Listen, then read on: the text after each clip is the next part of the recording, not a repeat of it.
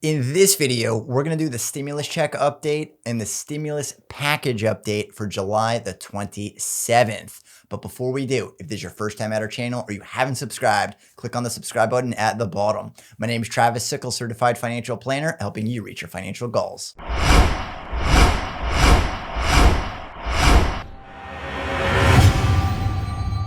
So we've been waiting for the stimulus package proposal, and that proposal just came out today. So I'm going to go through it, some of the highlights that the senators have spoken about. There was a ton of speakers today that went through the Senate, so I'm going to go over them one by one. Now, the first one was Senator Mitch McConnell, and he talked about the proposal is calling the HEALS Act. So it stands for Health, Economic Assistance, Liability Protection, and Schools Act. So this is called the HEALS Act for kids, jobs, and healthcare. So I talked about this the other day. Those three are the main theme to the stimulus package. It's kids, jobs, and healthcare. And he talked about setting aside $100 billion for schools to give them the flexibility they need to function. He also talked about direct payments to households at the same levels as before. So it's going to be the $1,200 per person, married filing jointly at $2,400. And those adjusted gross income limits sound like they're going to be identical. So for singles, it's $75,000, but it phases out to $99,000. And for married filing jointly, that's going to be the $150,000 to $198,000. And remember, if you have each dependent at $500. Now the change here is it's going to also include all dependents at any age. That's what they said. So anybody that got left out previously is going to be included. He also talked about the second round of the Paycheck Protection Program, and that is going to be at a 50% or more reduction in revenue for the small businesses to apply for a second round of PPP money. And then he also talked about state unemployment at 70%. So it's going to be at 70%. That's how they're going to roll it out to the states, or that is the proposal right now. And with small businesses to buy PPE equipment for their businesses. Now that might come in the form of a tax credit. I'm a little uncertain exactly what that's going to look like, so we'll have to wait for that proposal to come out with the text. Then Senator Chuck Schumer spoke about the HEROES Act and his dismay with the Republican Party.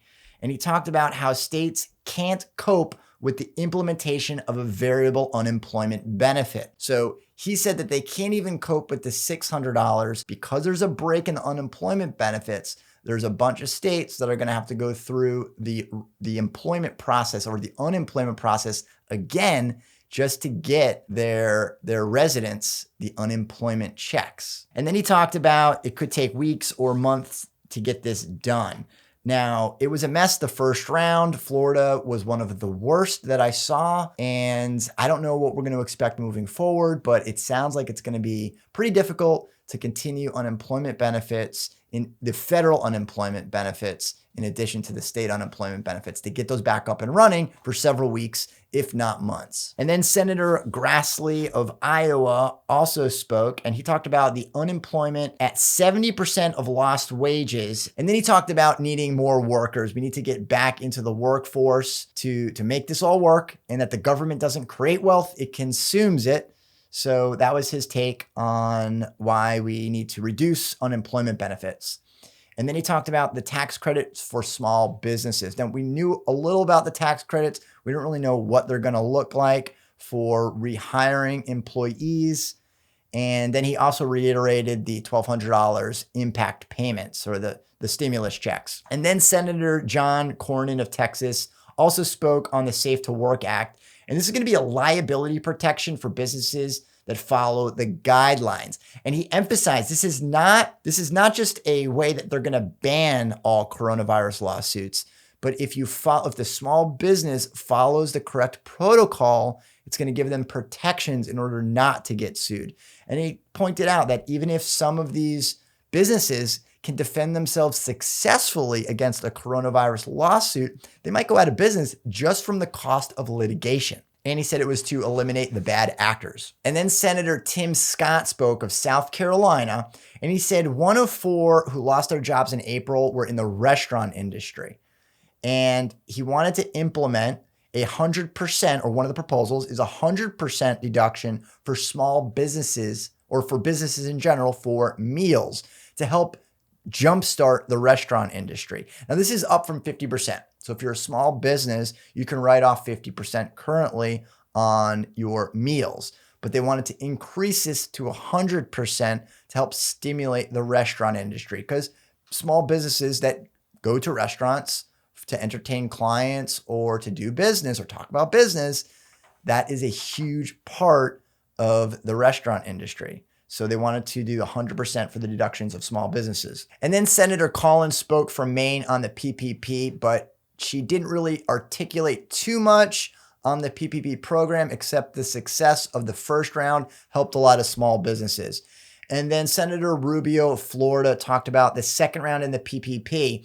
And here's how it was targeted: at 300 employees or less and 50% or more in reduction of revenue was the eligibility requirement for the second round of the PPP.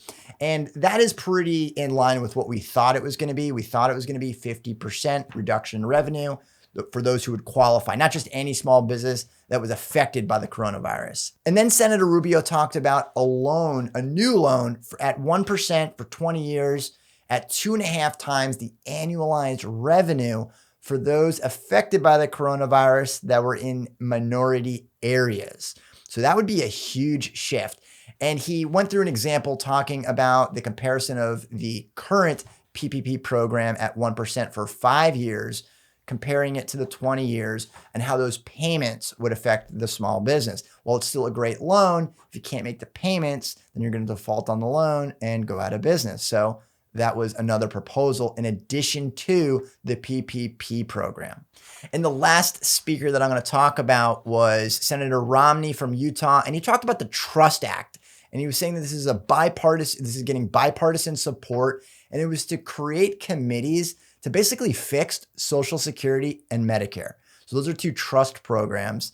And if they're not fixed, they're going to go basically out of business or lose all of their money because they're not well funded currently. So we wanted to create committees to kind of tackle this issue, which really doesn't have a whole lot to do with the coronavirus, but he's seeing this as an opportunity to go fix these broken programs. And that is the stimulus package update and stimulus check update for July the 27th. If you've enjoyed this video, be sure to subscribe and leave your comments down at the bottom.